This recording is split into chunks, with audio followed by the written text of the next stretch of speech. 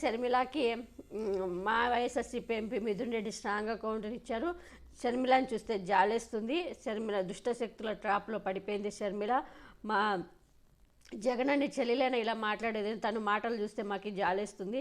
చంద్రబాబు నాయుడు పవన్ కళ్యాణ్లా మాట్లాడుతూ ఉంది షర్మిల అంటూ కూడా మిథున్ రెడ్డి చాలా ఫైర్ అయ్యారు, చాలా బాధపడ్డారు.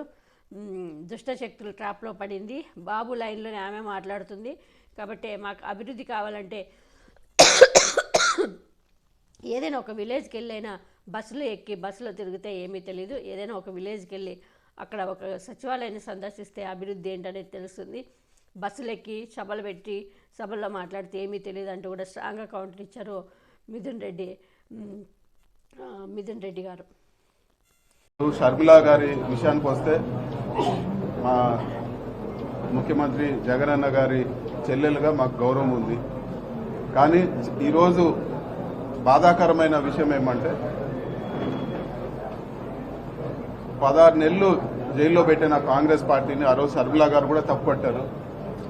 అదేవిధంగా రాజశేఖర రెడ్డి గారి పేరు కూడా ఈరోజు ఎఫ్ఐఆర్లో, ఆ రోజు ఛార్జ్షీట్లో ఎఫ్ఐఆర్లో పెట్టిన పార్టీ కాంగ్రెస్ పార్టీ. మళ్ళీ అదే పార్టీకి వెళ్ళి ఆవిడ ఈరోజు చంద్రబాబు నాయుడు గారి ట్రాప్లోనో లేకపోతే ఇతరత్ర దుష్ట శక్తుల ట్రాప్లోనో ఈరోజు ఆవిడ ఉందనేది వాస్తవం.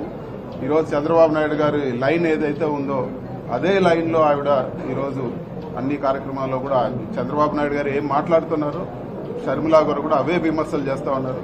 సో ఆ రోజు 16 నెలలు సొంత అన్నని జైల్లో పెట్టిన పార్టీ, అదేవిధంగా రాజశేఖర రెడ్డి గారి పేరు ఛార్జ్షీట్లో పెట్టిన పార్టీని ఈరోజు మళ్లీ సమర్థిస్తున్నారంటే ఈరోజు ఆవిడని విమర్శించేదానికన్నా ఆవిడ పట్ల నిజంగా జాలేస్తోందని చెప్పి కూడా నేను తెలియజేస్తా ఉన్నాను. ఇలాంటి ఎవరైతే చంద్రబాబు నాయుడు గారు లేకపోతే ఈ వారి వర్గం అంతే వాళ్ళ ఏదైతే కోటరీ ఉందో వాళ్ళందరి ట్రాప్లో ఆవిడ ఉన్నారని చెప్పేది ఈరోజు అందరూ కూడా తెలుసుకునే విషయం. మొన్న ఈ మధ్యలోనే మణిపూర్ ఘటనని వైఎస్ఆర్ కాంగ్రెస్ పార్టీ ఏం కూడా మాట్లాడలేదన్నారు. పార్లమెంట్లో వైఎస్ఆర్ కాంగ్రెస్ పార్టీ గట్టిగా బీజేపీ గవర్నమెంట్ నిలదీసింది. అక్కడ కేవలం 2 ఎంపీలు ఉన్నా కూడా దేశంలో భాగమే.